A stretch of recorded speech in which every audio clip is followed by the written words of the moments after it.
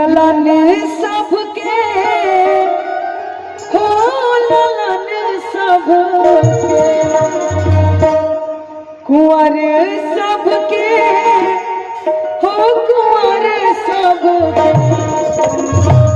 आज होता जाने ललन सबके आज होता जाने ललन सबके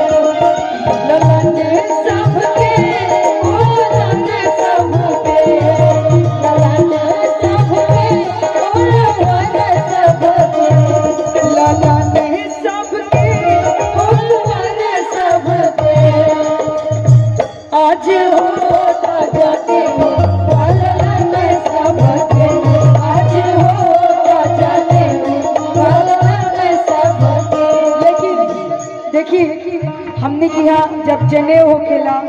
चाहे आज दीवान बाबू के छठी समारोह और जे भी लोग आई बा बबुआ के आशीर्वाद बधाई देवे खातिर आई बा वही में बबुआ के आज न तो काल केहू भौजाई होकबे करे चाहे चाची नानी दादी बधाई देता लोग तो बबुआ के बहुत कम मतलब मोहर लुटावत लोग लेकिन बहुत कम पैसा से। तो देखिए बबुआ के कहना बा कि दादी लाजो ना लागे लाना जानिया में दादी लाजो ना लागे लाना जानिया में कि दादी लाजो ना लागे लाना जानिया में बबुआ के दादी खाती दादी 10 रुपया डोला लूला भरिया दादी 10 रुपया डोला लूला भरिया दादी लाजो ना लागे लाना जानिया में दादी लाजो ना लागे लाना जानिया में कि नानी लाजो ना लागे लाना दादी लाजो ना लागे लाना जानिया में नानी 10 रुपया डाला लूला भरिया में नानी 10 रुपया डाला लूला भरिया में धीरे धीरे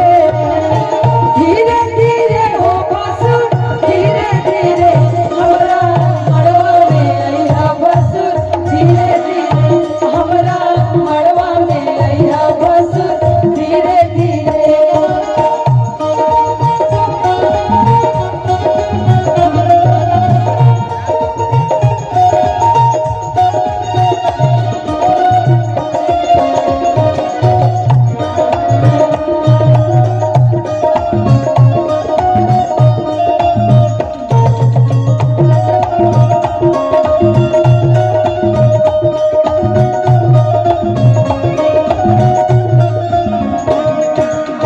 देखी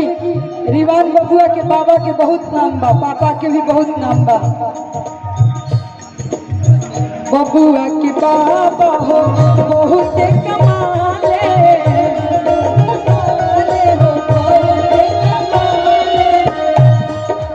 और यही में बाबा कमाले बबुआ के पापा कमाले